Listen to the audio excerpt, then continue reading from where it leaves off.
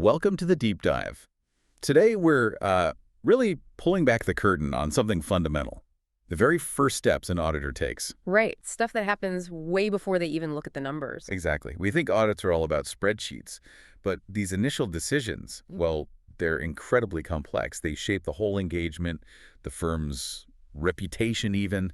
It's like auditors are the first line of defense, sort of gatekeepers. That's a good way to put it. Gatekeepers. Okay, before we dive deeper, just a quick reminder that this deep dive is based on material from Farhat lectures. Yes. All content, examples, and explanations discussed here are derived from the comprehensive accounting resources at farhatlectures.com. Great stuff over there. Absolutely. So whether you're an accounting student, CPA candidate, or already a professional, you should visit the website for additional practice questions, video lectures, and detailed support to reinforce today's topic. Really helpful resources. And special thanks to Professor Farhat for providing this valuable material. Okay, so our mission today, we're going to explore the 4 key tasks, the foundational things an auditor has to do before the audit really kicks off. And you'll see the very first one, just deciding, do we take this client? Yeah. Wow, it's way more complicated than you think. Yeah. So let's unpack that. I mean, public accounting, it's competitive, right? Getting new clients seems, well, essential. It does, yeah. So why would an audit firm ever hesitate or even say no to potential business? Why not take on a client? That's such a critical question because it really gets to the core of how these firms think strategically. Accepting a new client or actually even deciding to keep an existing one, that's a big deal. It's usually a partner level decision. High level, yeah. Very.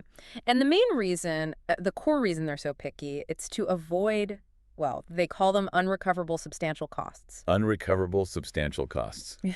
Sounds serious. It is. And it's not just about money, like legal fees or wasted staff time, though that's part of it. The biggest cost, damage to their reputation. Ah, reputation. That makes Exactly. sense. Auditors are careful. They don't want clients with, integrity problems or clients who are always arguing about the audit process or the fees. Getting tangled up with a problematic client, it can really hurt the firm standing down the line. So it's more than just avoiding obviously bad clients. It sounds like active risk management, almost like picking your battles. Precisely. Active risk selection. They know the most expensive client can often be the one you probably shouldn't have taken on anyway. And this ties into the firm's financial view long term. Think about it. The first year auditing a new client, it's often not profitable. Really? Why is that? Well, there's so much set up. You're learning the client's business, their systems. It takes a ton of time and effort. You only really start seeing efficiency and, profit in maybe year 3 or 4. Okay. So the first year is like an investment. Exactly. It's a strategic investment. Firms are playing the long game. They need clients they can build a multi-year relationship with. So client selection is really about looking ahead. And because of this long view and the reputation risk, firms might just say no to certain types of clients altogether, like those in high-risk industries. Examples. Maybe subprime lending back in the day, or certain tech companies with really aggressive accounting. Also, smaller firms, they often steer clear of auditing publicly traded companies. Why is that? PCAOB registration. It comes with a lot more rules, higher costs, more scrutiny. Plus, you need a bigger, more specialized team. Many smaller firms just aren't set up for that. Okay, that makes a lot of sense. But I can imagine, there must be pressure sometimes. A client offers a huge fee. Maybe there are a few warning signs. Yeah. How do firms actually handle that tension? Oh, absolutely. It's a constant balancing act. What it comes down to is weighing the client risk against the firm's risk tolerance. Client risk versus firm tolerance. Okay. Yeah. How much risk is the firm willing to accept to protect its reputation? If that risk, the potential damage or those unrecoverable costs seems higher than the fee, even a big fee, a responsible firm has to walk away. Reputation is paramount. So this leads perfectly into the how. How do they actually investigate a potential new client before signing on the dotted line? Is it like a deep background check? It really is a thorough due diligence process. They'll look at the company's reputation in the business world. What do others say about them? They'll dig into the background of top management, any past run-ins with regulators, government investigations, lawsuits, from customers, competitors, even things like patent disputes. Wow, okay. So beyond the financial. Way beyond. They also look at the company's financial health. Are they likely to, survive? You don't want to hitch your wagon to a failing company. And interestingly, they're often cautious with brand new companies that are growing super fast. Really? Isn't rapid growth good? It sounds good, but the risk is that management can't keep up. Internal controls might break down. Financial reporting gets messy. It's a specific kind of risk. And then, of course, the audit firm has to look inward. Do we have the right people, the necessary competence, enough experienced staff? And crucially, can we meet all the independence rules? Right. Independence criteria. Mhm. Can you give us a quick example? What's a clear conflict that would stop things right there? Good question. Independence is everything. It means being unbiased. So a huge red flag would be, say, if an audit partner owned a lot of stock in the potential client. Okay, direct financial interest. Exactly. Or if someone on the audit team was also like on the client's board of directors. Any situation where your judgment could be compromised or even just looks like it could be compromised, that kills independence. Got it. So knowing all that, how important is talking to the previous auditor? Is that standard practice? Oh, it's more than standard. It's actually mandated by auditing standards. You have to try and Right. communicate. Mandated. Okay. The main reason is to get insights from the predecessor. Did they have concerns about management's integrity? Were there big disagreements about accounting rules? Problems during the audit itself? Disputes over fees? It gives the new auditor, the successor, really valuable context to make their decision, helps them see potential issues coming. Now, here's the key part. The successor auditor must get the client's permission first. You can't just call up the old auditor without the client saying, okay. Ah, okay. Yeah. Client permission needed. Yes.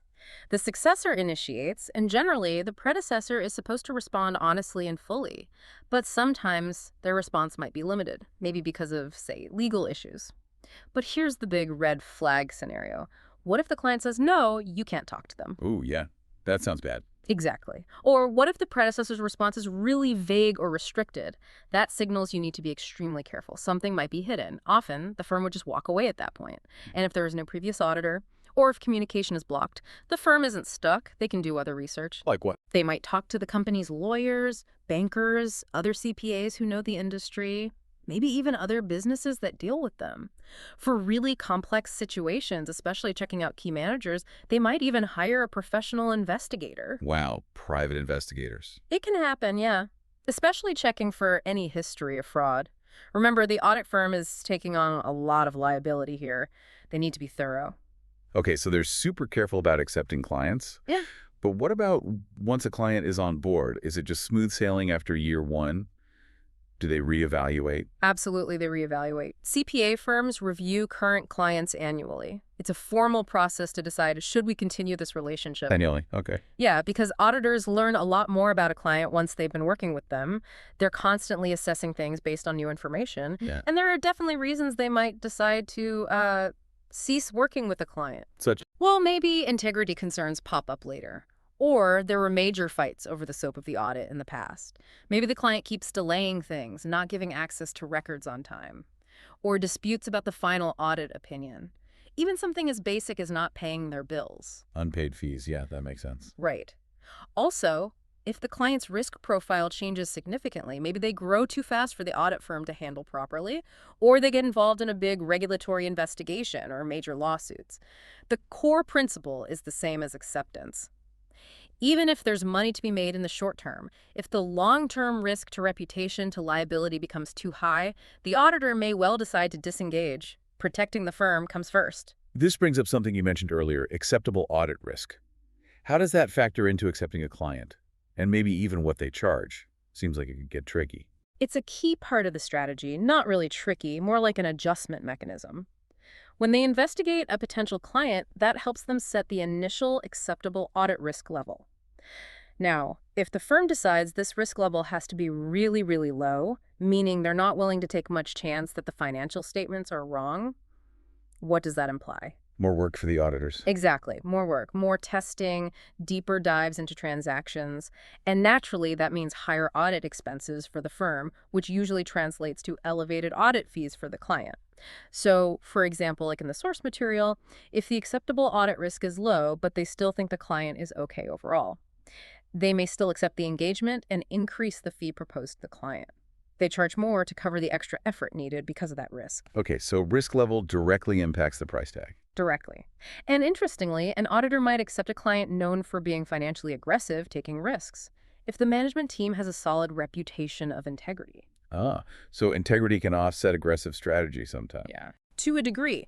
But if you have both aggressive finances and questions about management's integrity, that's almost certainly a no. Too All risky. right, so let's say they've done the due diligence, they've accepted the client. That covers the who. Now, task 2 is about the why. Why does the client need the audit? How does that why change things?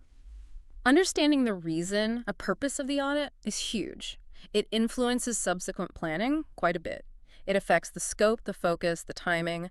For example, are they doing the audit just for current shareholders, maybe to review performance? The focus might be on consistent profits, dividends.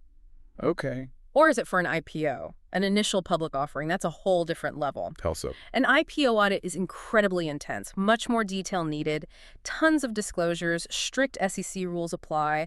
It ramps up the risk assessment, the resources needed. It's a major undertaking. Right. Or maybe it's simple, just needed to get a bank loan. Then the focus might be narrower, maybe just on assets pledged as collateral or specific balance sheet accounts the bank cares about. Gotcha. Purpose drives the approach. Precisely. Now, for public companies, the audit is mandatory anyway, so the why isn't why an audit. But if they're switching auditors, the new firm really needs to understand that why. Did the old firm get too small for their growth? Were there disagreements? Knowing the reason for the change is key. Okay, so purpose is clear. Then, I assume, you get it all down on paper, formalize things. Exactly right. That leads to task 3, establishing a mutual understanding. This gets spelled out in detail in the engagement letter. The engagement letter. Sounds important. It is. It's basically the contract. It outlines the audit's objectives, lays out management's responsibilities versus the auditor's responsibilities, specifies the accounting rules they'll use, any limitations. It sets clear expectations for everyone involved. The source mentions it's a big topic, maybe for another time, but yeah, critical step. Right. And finally, after all that vetting, getting permission, understanding the why, writing the letter, task 4 is the big picture plan, right? Constructing the overall strategy. Yes, the overarching strategy for the audit. This flows directly from everything we just discussed. The risks identified, the purpose of the audit. A big part of this is staffing decisions. Who's going to be on the team? Do they have the right experience, the right industry knowledge? And critically, do we need any audit specialists? Specialists, like what?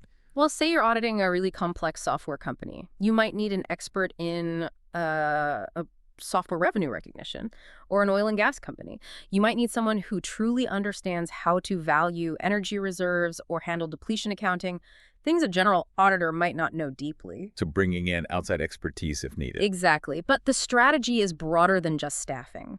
It's about the whole approach. If the client was deemed high risk back in task 1, the strategy will reflect that. Maybe more testing of transactions, a deeper look at internal controls, maybe doing more work closer to the year-end instead of relying on interim testing. It's about tailoring the plan to get the right evidence efficiently, given the client's specific situation. So if you sort of connect all these dots, these first 4 steps, they aren't just bureaucratic hoops to jump through. They are absolutely fundamental. They underpin the integrity, the effectiveness, honestly, even the profitability of the whole audit. They set the entire stage. So just to recap quickly, Task 1, deciding to accept or continue with the client. Task 2, understanding why they need the audit. Task 3, the engagement letter, getting that mutual understanding down. And Task 4, building that overall strategy and staffing plan. So what does this really mean for you listening? It means that long before an auditor even verifies a single number, there's this immense amount of thought, strategy, and frankly, risk assessment going on behind the scenes. Due diligence is key. It really is. It's about managing potentially huge financial and reputational risks, protecting the firm, but ultimately it's about ensuring that the financial information we all rely on is actually trustworthy. That trust is what it all boils down to. And here's something to think about. How does this incredibly rigorous vetting process auditors use for clients? How does that mirror the choices you might make? In your own professional partnerships, maybe even personal ones. Interesting parallel. Yeah, think about it. How crucial is doing your own due diligence before you commit to really significant relationships? And what are the potential unrecoverable costs? Maybe not financial, but emotional or reputational if you skip those vital first steps in your own life. Something to mull over.